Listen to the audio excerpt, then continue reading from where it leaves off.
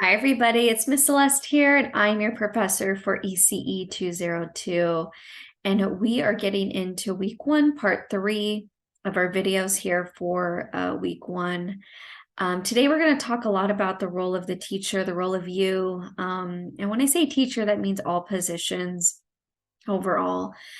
So if you're a lead teacher, assistant teacher, code teacher, veteran teacher, new teacher, these are all great helpful tools I hope that you use going forward. Before we start though, I am going to just do a quick reminder and just checking in with our weekly assignments, making sure that you are being successful with those. And if you need some support, just please reach out as soon as possible, just so I can help you quickly so you can submit these assignments on time. And then also just making sure you are reading chapters 1 and 2 from our text this week, and then our discussion and journal, which is the only 2 things that are required. And then also just being mindful of discussions are due every Wednesday. So whenever you see a discussion, it is due Wednesdays. And then replies, which are the replies to your peers, are due on Saturdays. And those never change just with the due dates. And then same with journals are due Saturdays. And then assignments are always due on Sundays the same week. So I hope you are getting familiar with Canvas and are at this point and have reached out to me with any questions, just to make sure that we are going to have some successful weeks during our time together. And then one other area I just want to emphasize on is the teaching practice. I really want you to hone in on what the focus of what a teaching practice is, a practicum that you are required to do, which is the 45 hours that you are responsible to do. It was, to be completed at the end of this course, but they are extending it to a 3-month period. So you do have some time to complete these 45 hours. And the purpose of these 45 hours is for you to have the opportunity to improve the effectiveness within how you guide and support children within the classroom that you're in, or a classroom you'd want to be a part of.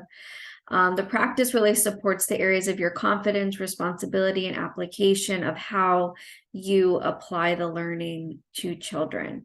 So having a hands-on approach really gets you in there, right? It really gives you some experience on understanding best practices in and outside the classroom. So if something isn't working, it's important that we spend some time changing that and finding ways to make it work. But in order to do that, we have to go through the process. As I always say with children, it's same with how we practice our own skills and learn new skills.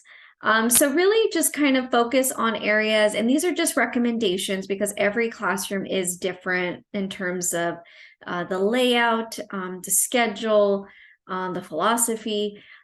So I am very mindful of that, but I did kind of do some focus areas, which I thought were really helpful. Making sure that collaboration among your teaching team. So spend some time doing that, talking about what you see, what you don't see, questions you have.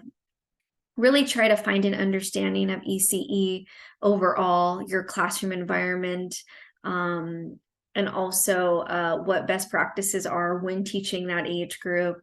Also just making sure that you are part of the lesson planning, the small group activities, really get in there and try to gain some experience there. And also just understanding behavioral support. So if you see some children in your classroom having some difficulties, just kind of going through the process with them is really good practice for you as well. And then of course, health and safety, and then communicate effectively with your team. So again, that takes practice, right? As we get to know everybody, we get to understand what's the best communication styles that works for my team specifically. And the children and the parents. So if you are not at the forefront of speaking with parents just yet, that's okay.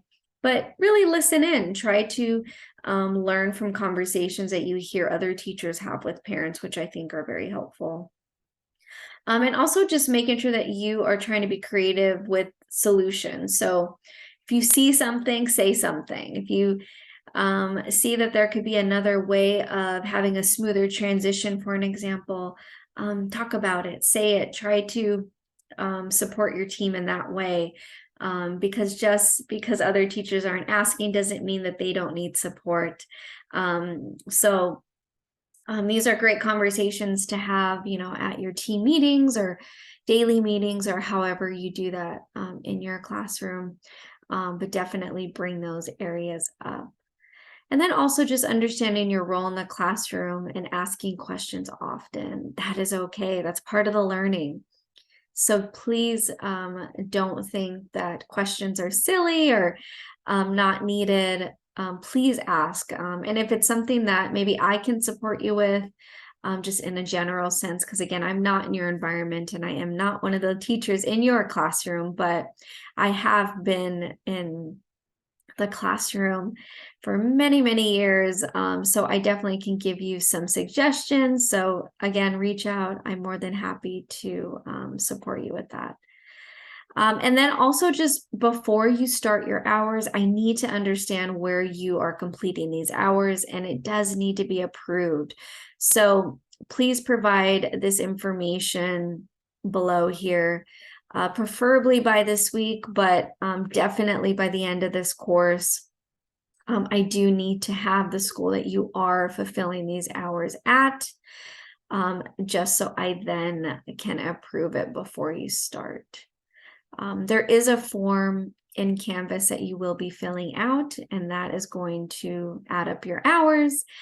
Just make sure that supervisors are giving initials and signatures, so we can count those as complete. Okay. All right. So some responsibilities that teachers share. So just making sure that there's some clarity with the responsibility, regardless of your role. It is important that lessons are supported by all teachers within the classrooms. Reinforce lessons and help students as they complete coursework. This might include small group or one-on-one support. So that is everybody's responsibility within the classroom. Of course, there might be some more areas that other teachers may take on, such as, the lead position might lead more lessons where the assistant might support that lead teacher in that lesson. But this is not to say that an assistant can't lead an area. So really empower the assistants to lead certain areas. One, because that is a big, big component of your team. And also it is important that we support others to grow and learn, because they are a reflection of, how we teach as well. So support each, child's learning experience and find ways to support them. So if something isn't working, again, in all positions as you're teaching, find a creative way to support them. Talk with your team if maybe you're kind of stuck with this idea. Talk with your school directors, your principals, other teachers within the same age group, because that is the best way to find some creative solutions. And also just finding ways to reinforce the balance of, rules within your classroom. And this is about, in and outside your classroom. So that could also mean cafeteria environments, if you have really long areas of halls that maybe the children kind of go through often, just making sure that we are facilitating those consistently and making sure the rules are consistent as well. Because what are rules if we don't follow them, right? So all of the teachers have to be on the same page on what those rules are, so we can consistently apply them and remind students of those rules. Because when you are all on the same page, it does reflect the consistency and the follow through specifically of what you want the children to do. Other areas is serve as, a sounding board and assist each teacher as they create lessons and classroom policies. So you are there to support each other. You are there to Make sure the environment is calm and prepared together. It is not just one person's job to prepare that. Of course, depending on the experience levels, take that into account, but also utilize that moment as a teaching moment for each other, and sharing great ideas. And this is also not to say that maybe a new teacher doesn't have great ideas, because everyone has something to bring to the table. So make sure that that is welcomed, that is supported, and that is part of your process within your classroom. This also feeds into supporting parents and families. This is a big responsibility for everybody to collaborate and support. And then also just finding ways to continue your learning, just as you're doing here. So taking this course is a big way of continuing your learning, finding other ways to support your role or your classroom is very important to experience. So qualities of a teacher, well, of course, we all have to be flexible. Teachers must work well with the team in the classroom. This requires a degree of flexibility as they are assisting the teacher in their daily teaching duties. So making sure that we all are flexible. Not every lesson is going to go exactly how we want. Not every day is going to go exactly how we want, but that's okay. That's part of being in an early childhood classroom. It's ever changing, depending on how the children came into the classroom. That can also affect the overall day. So there's many reasons to why things may go a different way. But again, that is okay.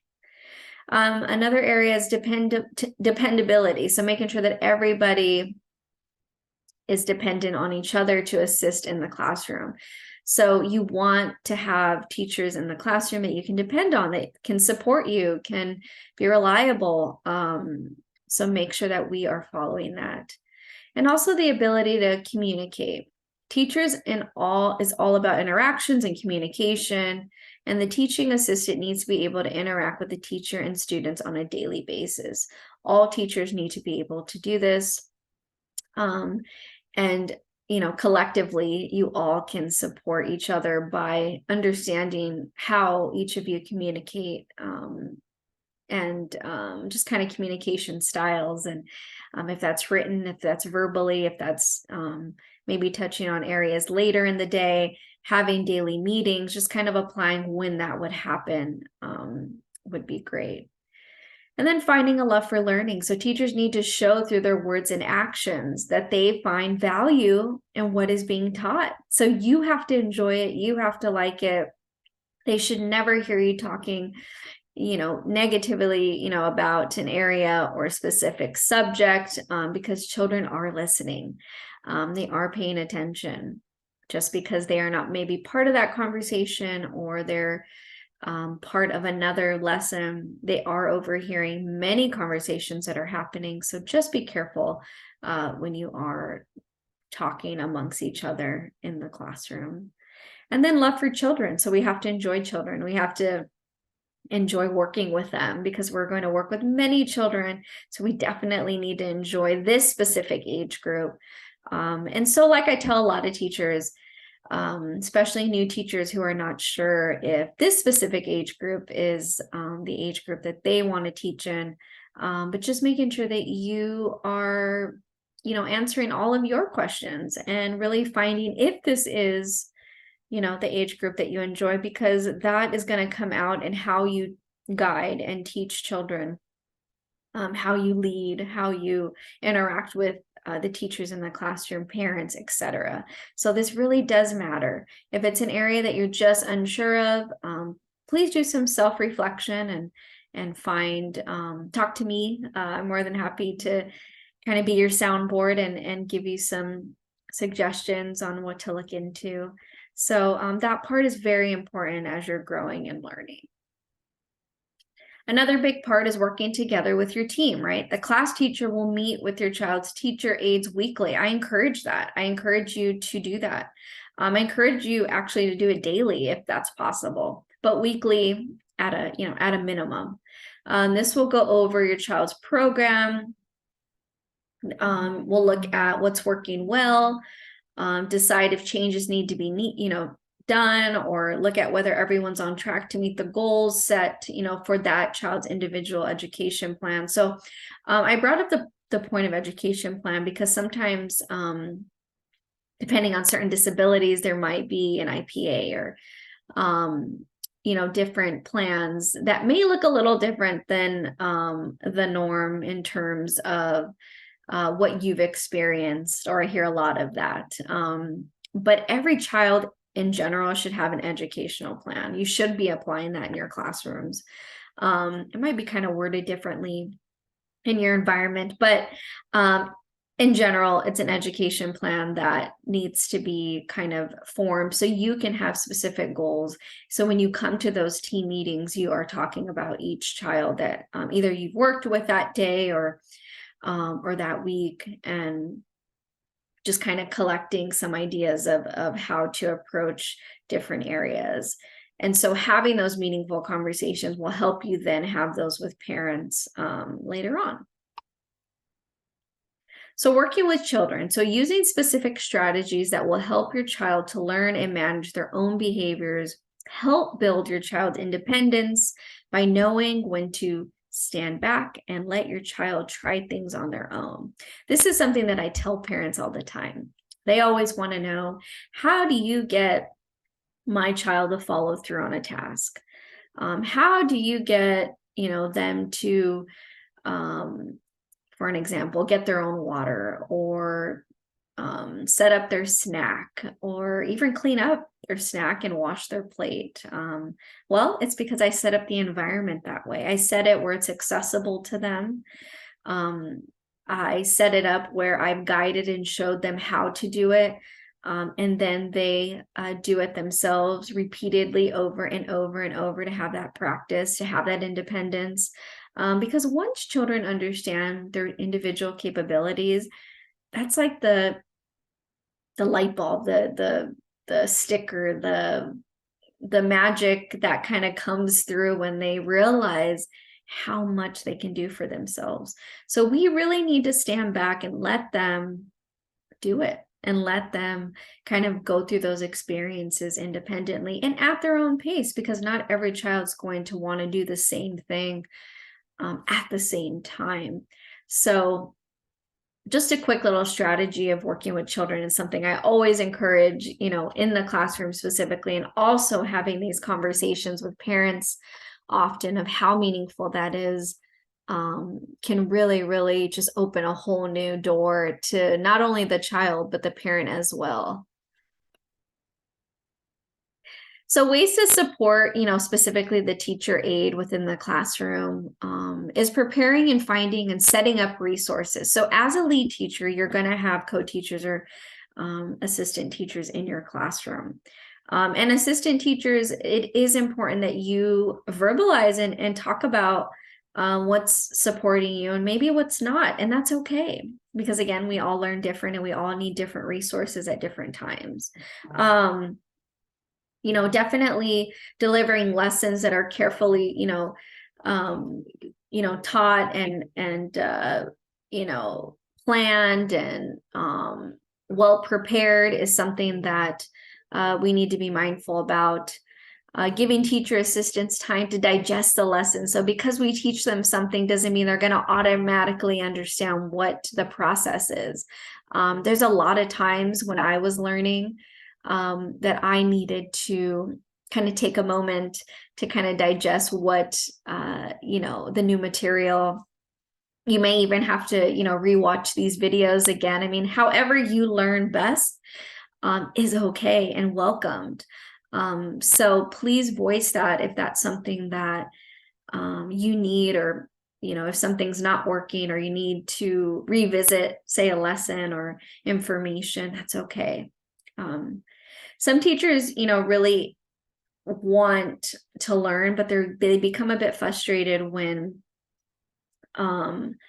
it's maybe not much available to them. So I encourage, specifically the lead teachers to kind of lead this and provide those opportunities for them to be successful.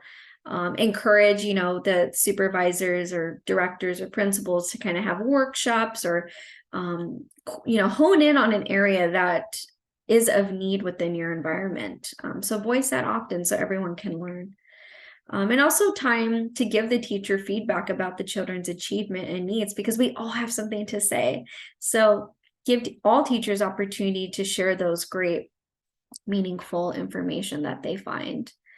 And then, of course, providing ongoing professional development, because a majority of teacher aides who have attended, my workshops or courses or webinars or things like that have really enjoyed it, and then also just really has had just a great experience overall. So ask for some more of those classes for you guys. It's really beneficial overall. And then, of course, your impact. What do you bring? Oh, all teachers encourage good learning by providing invaluable learning opportunities for children, the way that we support them individually, the way that we support parents within that learning, the skills that teach and promotes enjoyment, achievement in a safe, nurturing environment while contributing to the academic and social well-being of a child. So there's so many areas that we support as teachers within the classroom, and you should be so proud of yourself, because a lot of parents need that support. A lot of parents don't have that support or come in with that support or really knowledge of how their specific child will work best or learn best. So it's really important that we establish these positive, meaningful relationships with parents to help them really become part of the process and team, because again, teaching each child is among a team of teachers that is kind of leading that, and parents and community. It's not just one person who is leading that. So empower that, really dive into supporting all the teachers within your classroom, ask lots of questions, be involved, have weekly meetings consistently. And if it's not daily, please do it weekly. It's going to be beneficial just to connect for 10 minutes, preferably, longer, just to kind of touch on different areas. I would even ask for some support within your school, directors, and kind of forming a time that you guys can kind of connect and come together consistently, because I really think that makes a meaningful impact for everybody involved. So thank you so much. Until we see each other again, I hope you all have a great day. Thank you so much. Bye-bye.